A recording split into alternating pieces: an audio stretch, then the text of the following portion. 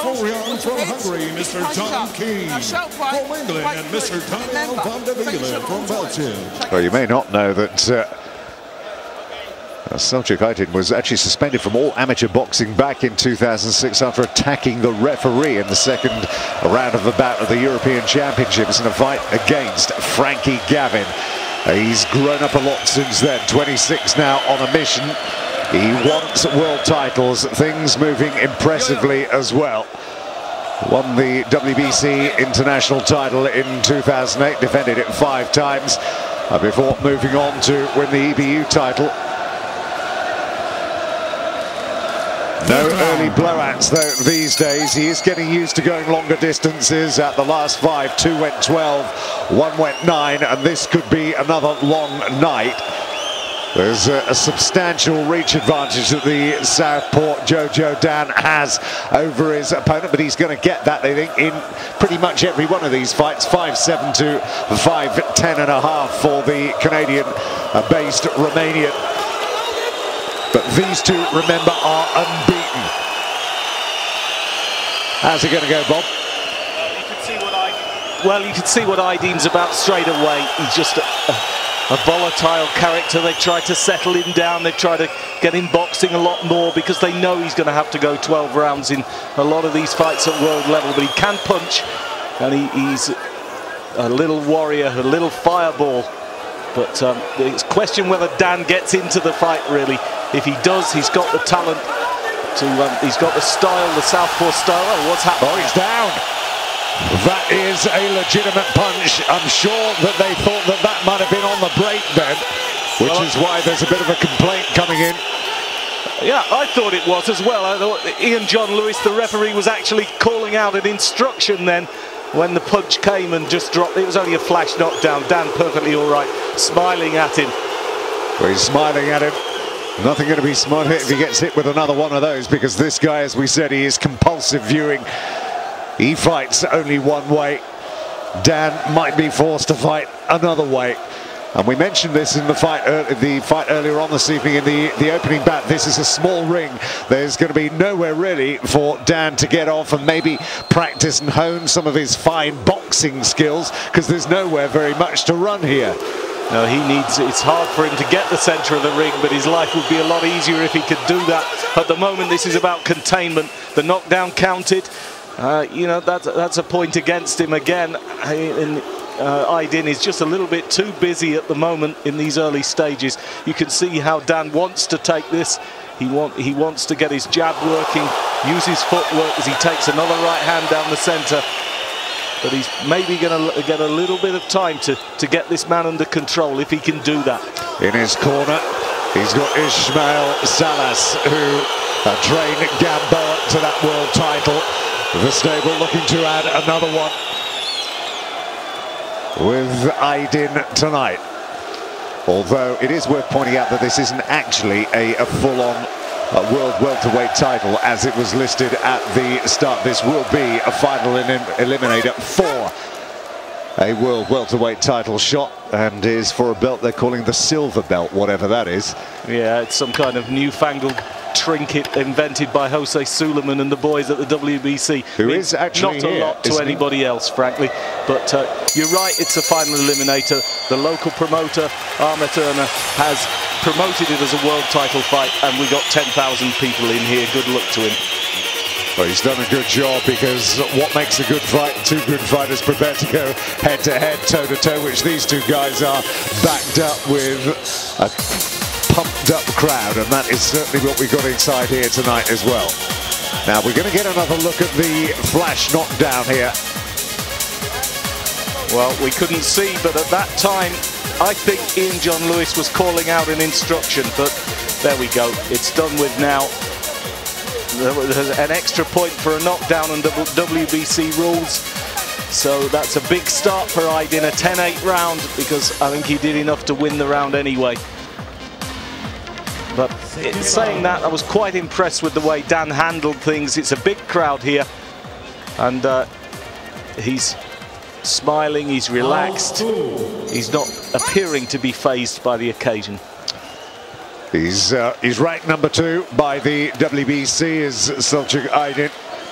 But Dan is also, well, Dan is actually ranked #1 in the super lightweight division by the same organization. So there is huge potential for both of these two fighters to deliver on the big stage. If you look immediately what's above SELCUK AYDIN in the WBC rankings, you'll find a bloke called Floyd Mayweather there. Yeah, let's forget about that one. I mean, Andre Berto is the WBC champion. He's probably a bit more realistic an opponent for AYDIN at the moment. He's nowhere near Mayweather's level yet. In terms of marketability as well, there wouldn't be the money for the fight at the moment.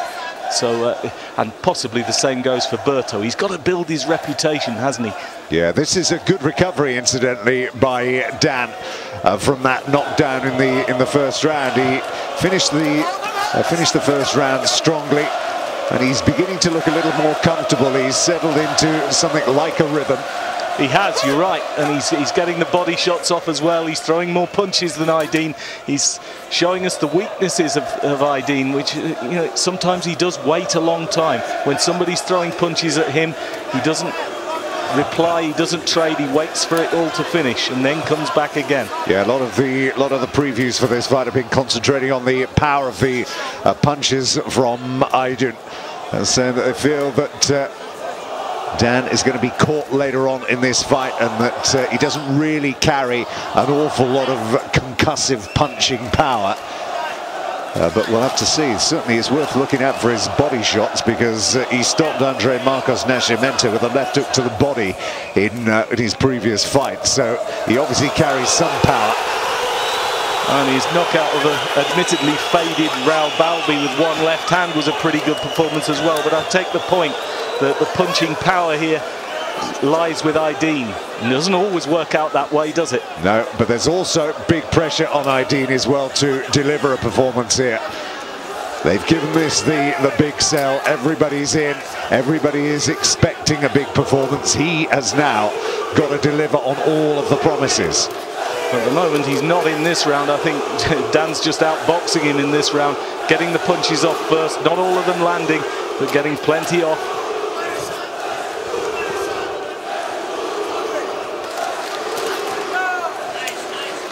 And AYDIN just hasn't really made too much of an impact in this round so far. And there's the body shots again, and Dan, he's growing in confidence, you know. Good round this from Jojo Dan.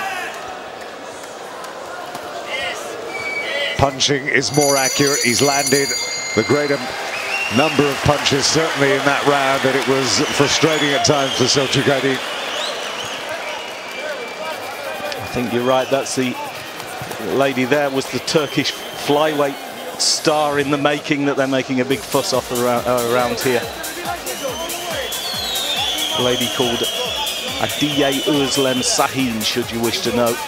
Nevertheless, here we have AYDIN trying to put pressure on, missing. And Dan was the one most of the time. Not everything he threw landed, but he kept busy. Has fought southpaws recently as well. He defeated Saeed Urali in what was a very close fight. Yeah, I thought he got that. I saw that fight. I thought he got it just. I thought he pulled it out on the last round. And he does stay the 12 rounds, AYDIN. That's the strength. Yeah, because that's one of the criticisms perhaps of Dan, is that he does tire a little later on in fights, but he's certainly not been overawed by the occasion. After that first round and out for round 3, and again he's just slipping quite nicely into that rhythm, working well behind his jab. Yeah, I was impressed with him in the first round because he could have panicked. You know, it's a big crowd, it's an intimidating atmosphere. He was on the floor in the first round. He just took it coolly, he stayed calm, and he came back and I thought he boxed pretty well in round 2. He got things moving. Straight left hand from Dan as well there. AYDIN stood for that one. AYDIN's defense isn't bad when he's coming forward. He keeps his gloves up, he blocks a lot. Have to bide his time a bit.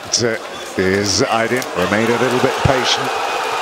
The opportunities will come in this fight for him. And again, a low blow, acknowledged by both. And Dan the first to respond. And again, when Dan throws his punches, Aydin just keeps his gloves high. He doesn't actually do anything when the punches are coming his way. There's no little slips and no very few attempts to counter. He likes to do everything off the front foot. To do that, he's got to get his punches off first.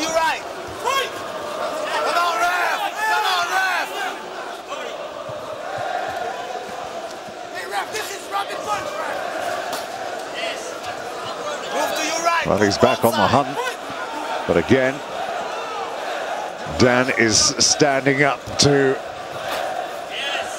this quite physical test that he's getting at the moment, and he is coming out on top, and still it's the case as we move to just a minute remaining in round 3 here. And what you can hear in the background is almost the sound of not quite a silent crowd, but a quietening crowd. They need something to start cheering about here. And the local hero isn't giving it to them. He's getting something of it. I was going to say it's probably a bit too much to say he's getting a boxing lesson, but he's getting dictated to. Yeah, that's right. He's blocking a lot. He's making Dan have to work for his openings, but he's not doing enough himself. There's just 2 or 3 decent shots from Aydin that are clean, and the rest of the time he's waiting and pondering and you know. Dan is scoring from time to time. He's throwing so many that enough are getting through. Aydin, a glance to his corner, that's not good. As if he's saying, well, what am I doing wrong here? This isn't working. Left hand around the side from Dan. Uppercut as well. He's confident and just shoved him over. No knockdown.